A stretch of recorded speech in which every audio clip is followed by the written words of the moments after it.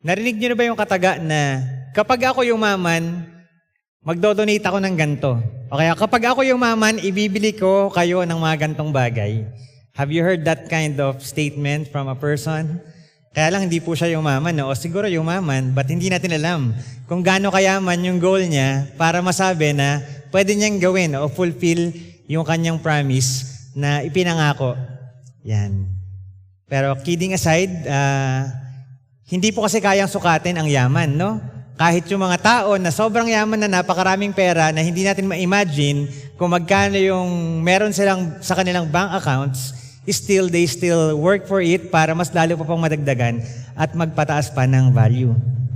So hindi po natin masusukat yung yaman sa kung magkano yung kaya nating ipunin. Ang lagi ko pong sinasabi, ang yaman ay hindi kung ano, kung hindi kung magkano yung kaya mong ipunin sa bangko, subalit ang yaman ay kung magkano yung kaya mong ibigay sa ibang tao na nangangailangan. So ang topic po natin ngayong month na ito ay about the love of the Lord. Kasi February, no? But yung na-assign sa akin na specific na sub-theme is about God's generous love. The Apostle Paul wrote 2 Corinthians approximately in a year after he wrote 1 Corinthians and a year before he wrote his letter to the Romans.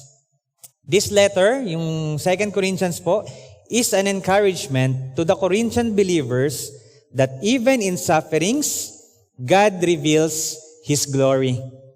That even in trials, poverty, and persecutions, God's love remains and it surpasses all the sufferings that the believers experience for the sake of the gospel of Christ. Ang passage po natin ngayon sa 2 Corinthians chapter 8, it is a follow-up letter ni Apostle Paul patungkol sa promise ng Corinthian believers na tutulong sila sa church in Jerusalem. Dahil po yung church in Jerusalem during that time ay nangangailangan ng financial support. Paul wrote this letter when he was in Macedonia. Kaya naman po, ginawa niyang mabuting example yung faithfulness ng Macedonian churches in expressing their love for Christ by generosity amid severe trial and overflowing joy even in their extreme poverty. Indeed, that is how God's amazing love is. As Christians, we are not exempted from problems and life difficulties. Tama po? Hindi porket Christian ka na, hindi ka na magkakaroon ng problema. But, by God's grace, we can still give glory to God, serve Him, and offer back to Him the things that He has entrusted us. Even in our brokenness, we are made whole in Christ. While we suffer for our faith, we must not feel helpless. Yung katulad ng parang iniwan ka ng Panginoon kapag meron ka na-experience na difficulty sa buhay mo, hindi mo sasabihin na, Lord, bakit mo ako iniwan? Kasi ang reality, hindi ka iniwan ng Panginoon. But we must rejoice because nothing can go against us because we are in Christ. This morning, let's invite God's message to truly touch our hearts so that we may know His generous love and respond with generous hearts of our own toward Him and His people. Tayo po'y manalangin. Ama naming makapangyarihan sa lahat, nawa po ang inyong mensahe ngayong umagang ito ay tumagos sa aming mga puso, Panginoon, at maunawaan namin sa pamamagitan po ng kapangyarihan ng banal na Espiritu, Lord, i-enable nyo kami na maging obedient sa iyong salita. Maraming salamat po. Ito ang aming dalangin sa pangalan ni Jesus. Amen. God's generous love. Number 1, inspired to live in generosity. Ito po yung sinabi, no? Verses 1 to 5. We want you to know, brothers, about the grace of God that has been given among the churches of Macedonia. For in a severe test of affliction, their abundance of joy and their extreme poverty have overflowed in a wealth of generosity on their part. For they gave according to their means, as I can testify, and beyond their means of their own accord, begging us earnestly for the favor of taking part in the relief of the saints. And this, not as we expected, but they gave themselves first to the Lord and then by the will of God to us. Apostle Paul wants the Corinthian church to know about the Macedonian churches experience the grace of God. To know how the Macedonian churches experience the grace of God. Gaya nga po ng nabanggit ko kanina, sinulat po ni Apostle Paul ang letter na ito while he was in Macedonia. Kaya naman po, nakita niya na best example ang na-experience na love ng mga taga-Macedonia, that they became generous in providing help even outside their local church. So si Apostle Paul po, marami po siyang mga churches na pinaglilingkuran. So yung bawat lugar po na yon ay may mga local churches. Kaya naman po, nakita natin na best example talaga yung ginawa ng Macedonia na kahit meron silang pinagdaan ng mga difficulties, kahit naghihirap po sila, ay kaya nilang magbigay ng promise of their pledges to support the church in Jerusalem. So, makikita po natin sa mapa, dahil maganda na yung screen natin ngayon, pwede na tayong mag-show ng picture. Hindi ko alam kung makikita nyo po, yung Greece po yan eh. So, nasa gitna yung medyo malaking text Greece. Northern part of Greece was called Macedonia. The southern part was called Achaia. And the city of Corinth was in the region of Achaia, doon po sa babandang south ng Greece, sa bandang Athens. Medyo gilid po ng Athens. Nandun po yung Corinth. So si Paul, while writing his letter in the northern part, patungo po doon sa southern part sa Corinth. Paul writes about the example he sees in the churches of Macedonia. In 1 Corinthians chapter 16, we can read the purpose why Paul encourages the believers to extend generosity by contribution for the ministry. 1 Corinthians 16, 1-3. Now about the collection for the Lord's people, do what I told the Galatian churches to do. On the first day of every week, each one of you should set aside a sum of money in keeping with your income, saving it up, so that when I come, no collections will have to be made. Then when I arrive, I will give letters of introduction to the men you approve and send them with your gift to Jerusalem. So parang si Apostle Paul doon sa 1 Corinthians, nag-send siya ng solicitation letter sa mga Corinthian churches, sa mga Corinthian believers. Tapos yung 2 Corinthians, yun yung follow-up letter niya. Na, kamusta na mga Kristiyano sa Corinthians? Pwede na bang i-collect ni Titus yung na-collect ninyo na offering para ibigay natin, ibahagi natin sa church in Jerusalem? By this letter, Apostle Paul wanted to inspire the Corinthian believers to also live in generosity by supporting local churches in need. And the second letter, which is our study for today, is a follow-up call to send contributions support for the church in Jerusalem. So the church in Macedonia faithfully fulfilled their pledges even though they too were struggling from poverty caused by the Roman Empire's oppression. However, it did not hinder them from giving. In fact, in verse 2 it says that their extreme poverty welled up in rich generosity. They gave as much as they were able and even beyond their ability. May naalala ba kayong example sa Bible na mahirap lang siya pero marami po. Higit pa yung binigay daw niya kaysa doon sa mga mayayaman. Naalala niyo po yun? So yun po yung kwento po, no, about the poor widow. Mark chapter 12, verses 41 to 44, ito po yung nangyari. Jesus sat down opposite the place where the offerings were put and watched the crowd putting their money into the temple treasury.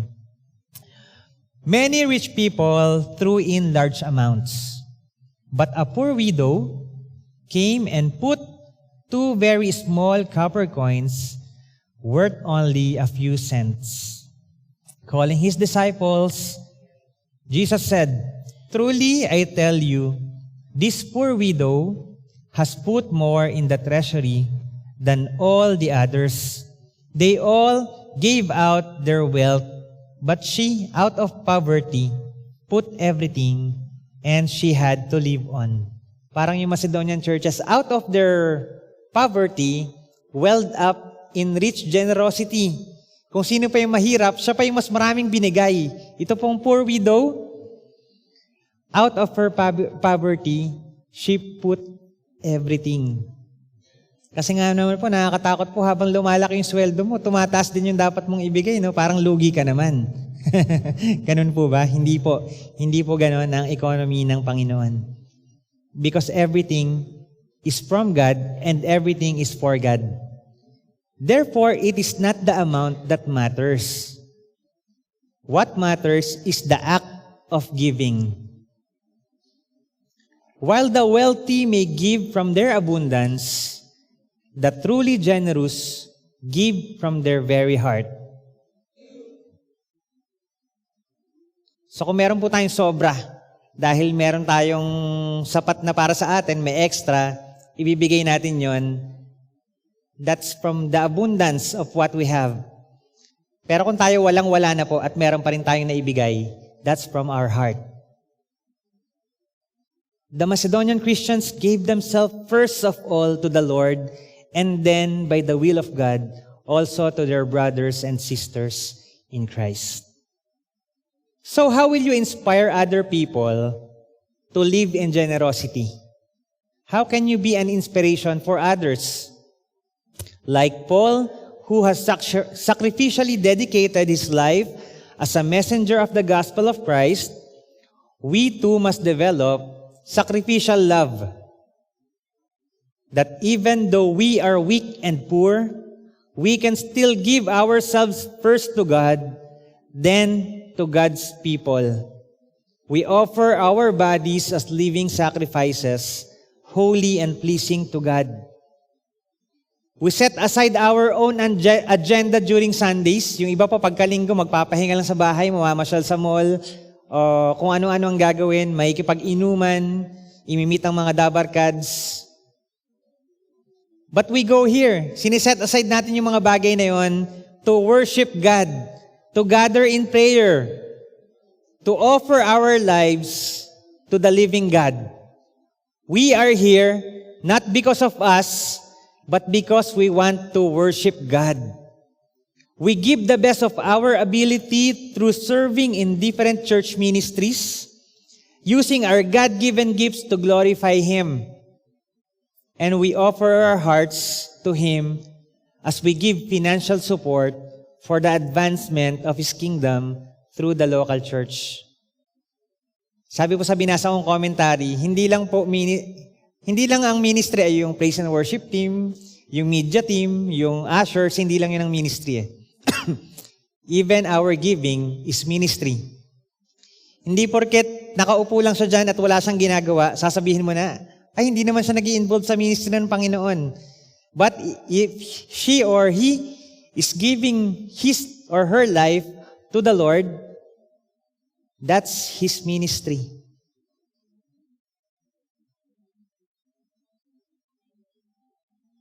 So I can humbly say that FBC is like the Macedonian churches. Tama po ba? Though there is a big difference when it comes to social status, kasi hindi naman po mahirap ang FBC katulad ng Macedonian churches, but this local church is a living testament of generosity. Hindi po mahirap para sa mga leaders ng simbahan na ito i-encourage ang mga miyembro na mag-raise ng support ng funds Dahil sila po mismo ay mabuting example ng generosity. And that's the result of God's generous love for us. We receive from Him and it overflows. Number 2, we demonstrate genuine love. Verses 6 to 8.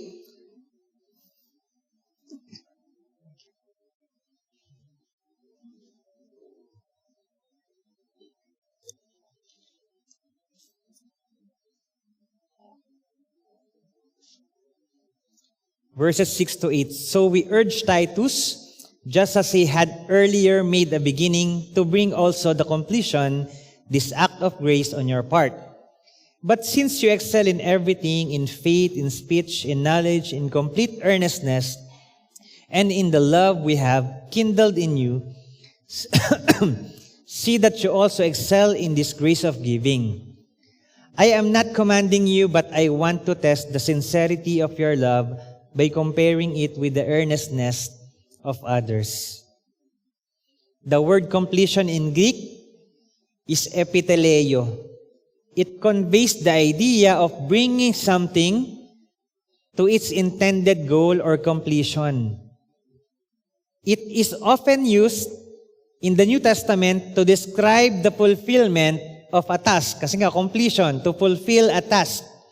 The completion of a process or the perfection of a work. This term emphasizes the successful conclusion of an endeavor, often with a sense of divine purpose or completement or fulfillment. So pag may natapos na proyekto, it's complete. Parang ganun po, no? Pag meron ka nire-raise na fund at na-reach mo yung amount na yon, it's complete. It reflects a Jewish understanding that God's faithfulness in bringing His plans to fruition.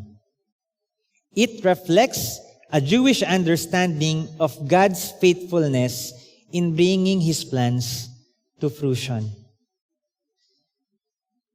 Kaya po nung nag-raise tayo ng funds para makabili ng bagong TV monitors, kapalit ng ating luma at medyo malabo ng LCD projectors, ito na po yung bunga, nakikita na po natin, napakalinaw po, no? Dati pala, may background pala yung mga slides. Kami lang nakakita kasi dito, maganda po yung TV sa harap. Pero kayong mga nandyan, hindi nyo nakikita na may bulaklak pala yun. Kasi hindi nakikita dahil nga malabo. But now we can see that. At nakaka-enhance po yun ng ating worship experience. Though hindi lang naman po yun ang daan para ma-experience natin ang authentic worship, no? Ito po, yung nabili po natin na TV, its realization is not just about the completion of a project initiated by our church leaders, but about God's faithfulness bringing His plans into completion. So, hindi po natin kayang ipagmalaki no, na we have acquired these things. Meron po tayong bagong sasakyan doon, nakita niyo po. Pagpasok niyo kanina, may kulay puting van. Oy, praise the Lord, kotse po ng FBC yun. Yan. It's because of the Lord. Siyempre, merong work na ginagawa ang mga leaders natin, ang bawat isa po sa atin contributed for these things, but the completion is from the Lord. His plans were complete doon sa mga small projects po na iyon. And when we see developments in our church, not just physical, but most of all, spiritual, we see God's hand at work. So, hindi lang po yung mga physical things na nakikita natin ang project dapat ng simbahan. But more, ang i-project po ng simbahan, i-project ng bawat isa, is how is the spiritual growth of every member, of every attendees here in Faith Baptist Church. Kung ina-upgrade po natin yung ating mga monitors, ang ating mga vehicles, ang ating mga buildings, kasabay po nun ina-upgrade din natin yung ating spiritualidad. Lumalalim po yung ating pag-unawa sa ating pananampalataya. We demonstrate our love for the Lord as we excel in faith, in speech, in knowledge, in complete earnestness, and in love. And because God loves us, and we love Him, we must also excel in the grace of giving. 2 Corinthians 9:7. Each of you should give what you have decided in your heart to give, not reluctantly or under compulsion, for God loves a cheerful giver. One time po, meron akong kaibigan dito sa simbahan, nabanggit niya sa akin na ang galing ng simbahan natin, no? Hindi nagpipitch tungkol sa offering, tungkol sa giving, pero tuloy-tuloy yung support ng mga miyembro to support yung mga initiatives ng simbahan para sa pagpapalawak ng kingdom ng Panginoon. So siguro po sa tagal ko rin nagsisimba sa FBC, ngayon lang ako naka-encounter na ang preaching natin is about giving. Tapos ako pa nag-preach. No? It's about giving. So it's an expression of God's love that we also express the love of God to other people, kaya tayo naging generous. The ability to give and the heart to give is a free gift from God. Giving is a work of God's grace. When you see a believer who is truly generous, a great work of God has been done in their heart. Our giving should be like God's giving of grace to us. Giving freely, generously, because we want to give. When God gives to us out of grace, the motive of His giving is in Him, not based on the one who receives. That is how we should give, because the motive of the love and generosity of God is so big in our heart that we simply must give. May kilala ba kayong tao na napaka-generous? Kung meron, maraming ginawa ang Panginoon sa buhay ng taong yun. Kaya ine-express niya yung kanyang generosity bilang pagmamahal niya sa Panginoon. Generosity is an expression of love. Like Gary Chapman's famous 5 languages. Alam niyo po yung 5 love languages? Yan. So, isa po doon ay yung giving and receiving gifts. Isa po yun sa 5. And genuine love is a selfless love. Ang tunay po na pag-ibig ay hindi naghahangad ng kapalit. We give without expecting something in return. We love without conditions, limitations, or reservations. And finally, we imitate Christ's heart. Verse 9, For you know the grace of our Lord Jesus Christ, that though He was rich, yet for your sake He became poor, so that you through His poverty might become rich. God's greatest expression of His generous love for us is by His Son, Jesus Christ. We are all beneficiaries of this generosity because though we are not worthy to be called children of God because of our sinfulness, through Jesus Christ, we have been saved and we became part of God's family. Romans 5:8, ito po sinabi, But God demonstrates His own love for us in this, while we were still sinners, Christ died for us.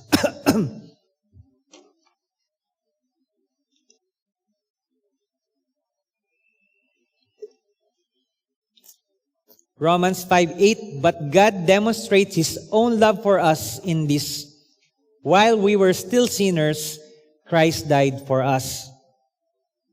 Notice that it says that Jesus became poor when He was rich. Mayaman po ba si Jesus? Kasi siya ang Diyos no? May-ari ng lahat. Subalit, nung pumunta po siya sa lupa, hindi siya nagkatawang tao bilang isang emperor. Hindi siya nagkatawang tao bilang leader ng isang bansa. Ngunit nagkatawang tao siya bilang isang mababang tao, anak ng karpintero at pinanganak sa sabsaban. Just as Jesus added humanity but never lost His deity, so He also added poverty but never lost His riches. So, nung nagkatawang tao po ang Panginoong Jesus, hindi naman nawala yung kanyang pagka-Diyos. Nung siya po ay naghirap bilang tao, hindi naman nawala yung kanyang yaman. For he assumed poverty, yet did not lose his riches. Inwardly, he was rich. Outwardly, poor.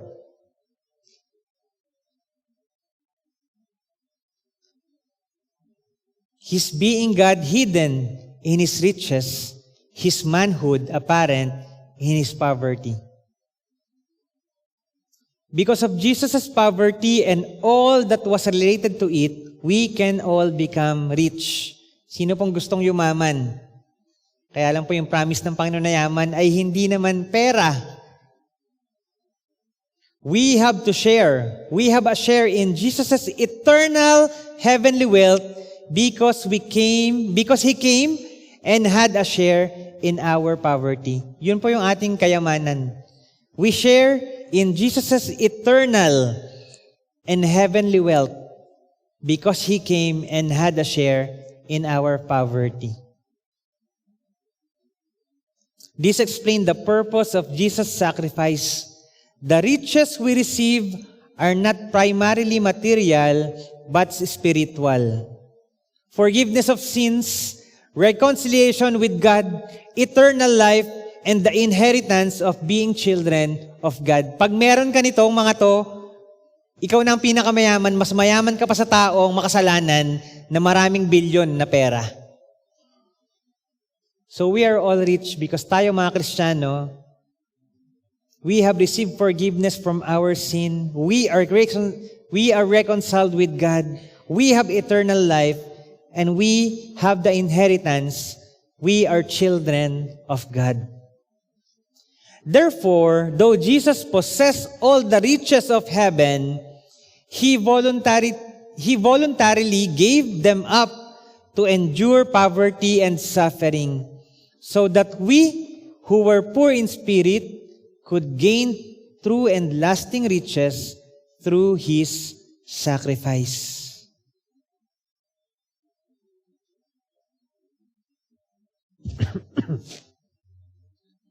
Our giving is an expression of love.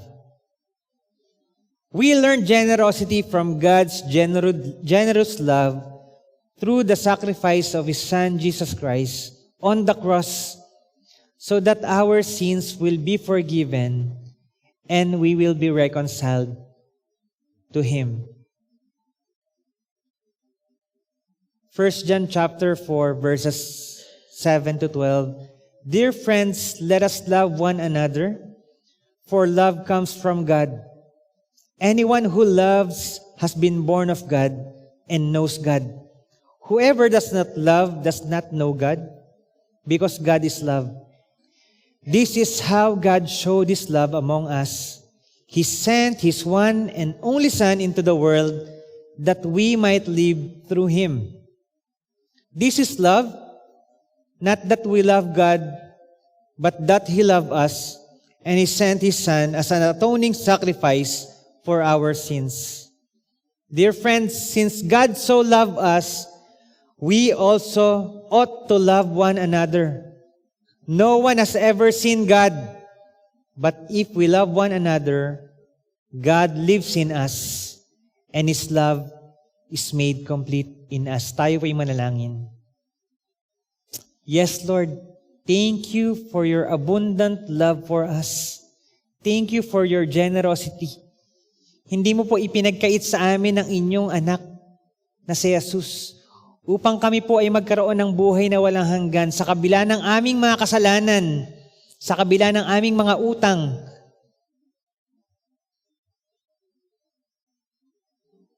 For the wages of sin is death.